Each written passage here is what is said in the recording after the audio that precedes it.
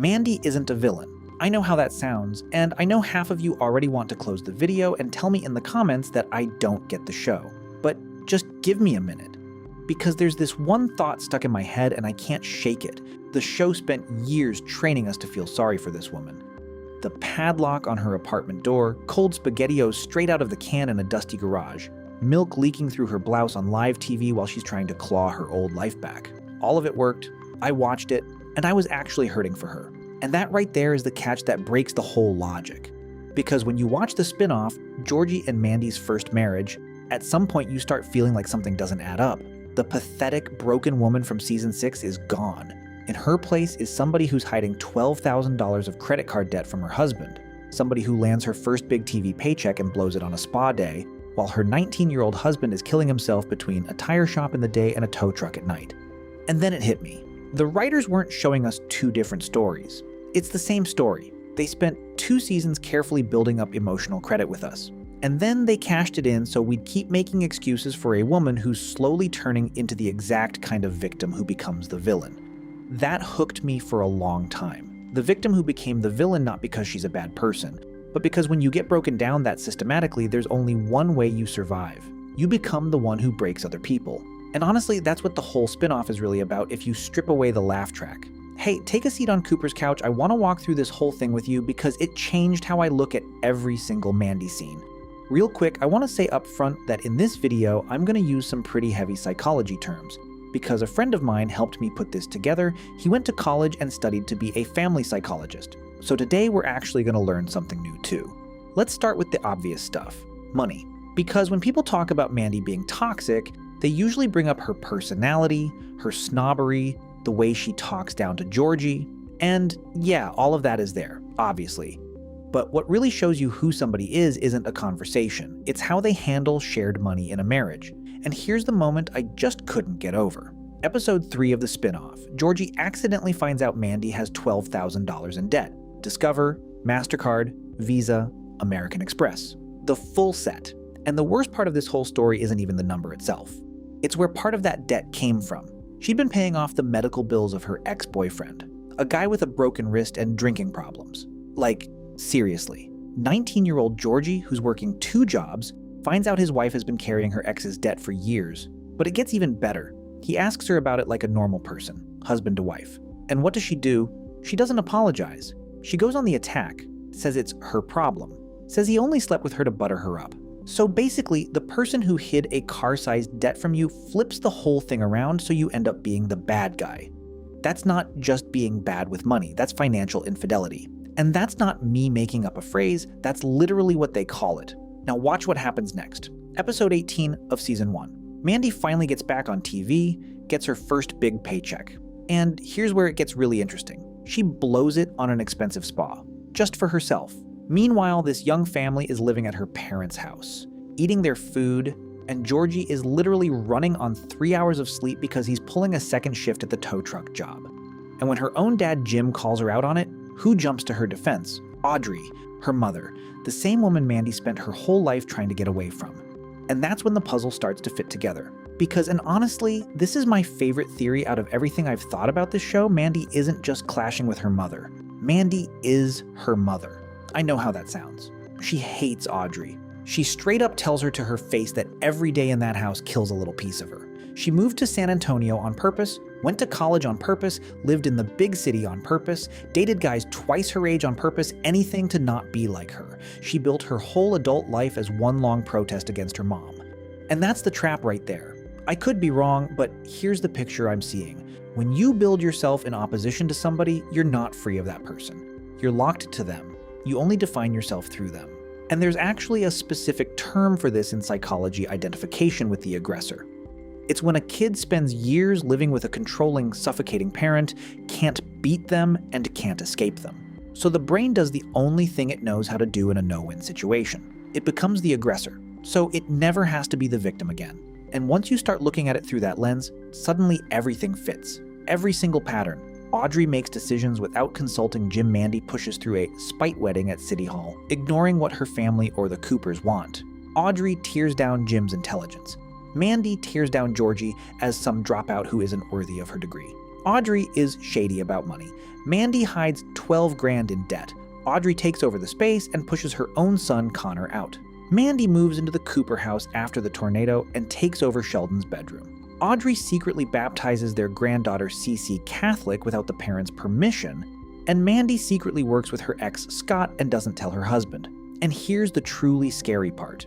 When Mandy does any of these things, she genuinely doesn't see anything in common with her mother. To her, all of it is normal. It's setting boundaries. It's looking out for him so he isn't stressed. It's independence. Psychologists call this ego-syntonic, when your toxic behavior feels totally natural and right to you. You don't see yourself in the mirror. You see anyone in there except your mother. And that's exactly why Mandy is doomed. Not because she's a bad person, but because physically running away from Audrey didn't work. She internalized her. She carries her around inside like an operating system. The Georgie and Mandy divorce that's already locked in by Big Bang Theory canon, that's not some random plot twist. That's the math working itself out. When a woman who fiercely hates her mother subconsciously married her mother in her own head and now lives with that marriage every single day. A surface-level read misses the point. Let's keep going. Because there's another thing I want to stop on, and it goes all the way back to the very first scene where they meet, the laundromat. Everyone knows the story. He's 17, says he's 21. She's 29, says she's 25. They both lied. And when the truth comes out, Mandy throws him out of her apartment in a rage, and the show puts her in the position of the deceived victim. On paper, yeah, sure. A minor lied, the consent was obtained by lying, she has every right to be shocked. But there's one detail almost nobody talks about, and honestly I had to rewind a couple of times to make sure I was reading it right. Flip the genders, just for a second. Imagine a 30-year-old guy and a 17-year-old girl meet at the laundromat. She lies and says she's 21. They sleep together with no protection. She gets pregnant. And then after the truth comes out, this guy throws her out of his apartment yelling, "How could you lie to me about your age?" That guy would be in prison. They'd make a documentary about it. They'd call it grooming. And nobody would be talking about her lie like it's some kind of mitigating factor. But Mandy in this story is a grown woman with a college degree, with experience living on her own, who knows how birth control works, 29 years old. And yet pay attention, she dumps the entire responsibility for getting pregnant by a teenager onto that teenager. She never once in the whole show asks herself the simple question, why did I, at 30, sleep with a guy I barely knew, with no protection? That question doesn't exist for her. And this is where I come back to the title of the video. The victim who became the villain. Because the writers handed Mandy one master key, the status of the deceived woman. And she uses that key to open literally any door for the rest of the show. You don't like that, I'm yelling. You lied to me about your age. You don't like that I hid the debt? You lied to me about your age. You don't like that I'm working with my ex again? You lied to me about my age. That's not a trauma response anymore. That's a tool of control she's been using for years. Now, here comes the uncomfortable truth. The writers knew exactly what they were doing. I'm 100% sure of it after I went back and broke down season 6 piece by piece. Look, the padlock on her apartment door isn't just a little slice of life detail, that's visual symbolism for being socially cast out. The SpaghettiOs out of a can in the dusty Cooper garage, that's a classic film trick that signals a character has hit rock bottom. The lactation on live TV thing that's literally her own body betraying her at the peak of her professional comeback attempt. The scene where her dad Jim secretly drives over to the Coopers and she runs out into the driveway hoping he's there for her, and he just leaves without taking his pregnant daughter home, that's like a textbook example of how film engineers absolute bulletproof pity. And this is where you have to stop and think. Why so much? Why spend 6 seasons systematically destroying one woman, stripping her of work, housing, family, bodily autonomy, personal space if she's just a comedy character? Here's my theory. They were stockpiling emotional capital. They knew that in the spin-off, Mandy was going to start doing things you should hate her for. Hiding debt, not standing up for her husband, secretly working with her ex, steamrolling Georgie the way Audrey steamrolls Jim. And to keep the audience well, the audience that watches surface level from immediately turning on her, they had to invest 2 whole seasons into her suffering first. So that later, when she acts just like her mother, something in our heads goes, okay, well, she's been through a lot, and we'd make excuses, and we'd forgive her, and we'd write it all off as trauma. That's brilliantly cruel writing, if it's intentional. and it explains why the fan base is so split between people who love Mandy and people who can tell something's off. The show is literally getting us to argue with each other. And by the way, that's the main thing that separates First Marriage from a regular sitcom. It's a dramedy hiding behind a laugh track. There's also another thing happening at the same time, and it might be the coldest storyline in the whole spin-off, the season 1 finale. The McAlister family decides to sell the tire business. The same business Georgie put his widowed mother's money into Mary mortgaged her own house to give her son $500,000 as a loan.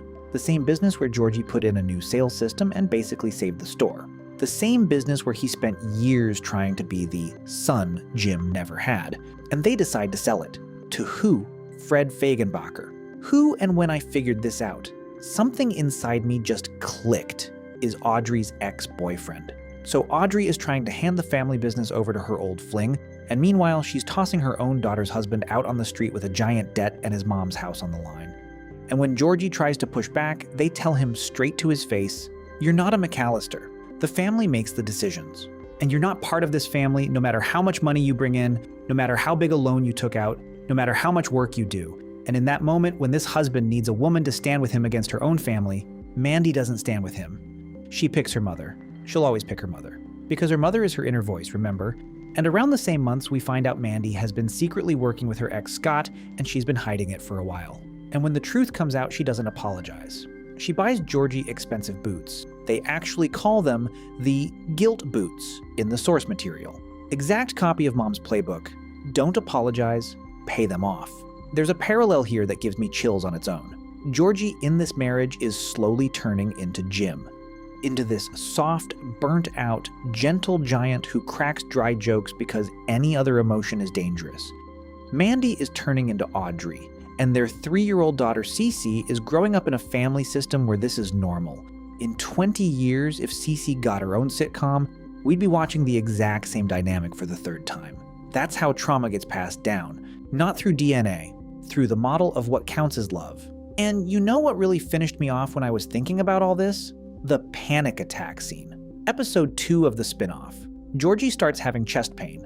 He just lost his dad, who died of a heart attack. He goes to the ER terrified, thinking he's dying. The doctor tells him it's a panic attack, pure stress. And Georgie, this 19-year-old kid who just had a full nervous breakdown from working 2 jobs, having a baby, losing his dad, and a nightmare mother-in-law, he calls his own panic attack some New York nonsense. He minimizes himself. He goes home and apologizes to Mandy for losing it, and the next day he goes and apologizes to Audrey, to the woman who is systematically making his life worse. Let me wrap this up without filler. If there's one thing you take away from this whole video, let it be this. Georgie and Mandy's first marriage is not a comedy about a messy family. It's a slow chronicle of a boy with an oversized sense of duty crashing into a grown woman with an internalized aggressor, and nothing can come out of that crash except a divorce. The writers aren't breaking Big Bang Theory canon when they promise us this divorce. They're showing us why it was inevitable from the very first scene in the laundromat, from the first shared lie, from the first moment Mandy decided that her lie was a cute little white lie, while his lie was an existential crime he'd be paying for the rest of his life. The victim who became the villain. The bitterest part of that phrase is the word became. Nobody is born like this. Audrey made her this way, and now Georgie is making Cece that way. And that little internal cycle, that's what this spin-off actually exists for, in my opinion. Not for the laughs, for the chance that one of us after some random episode sits down on our own Cooper's couch and thinks for the first time, wait a minute, I've seen this before, in my own family, and hits the bell so they don't miss us breaking down more characters next time.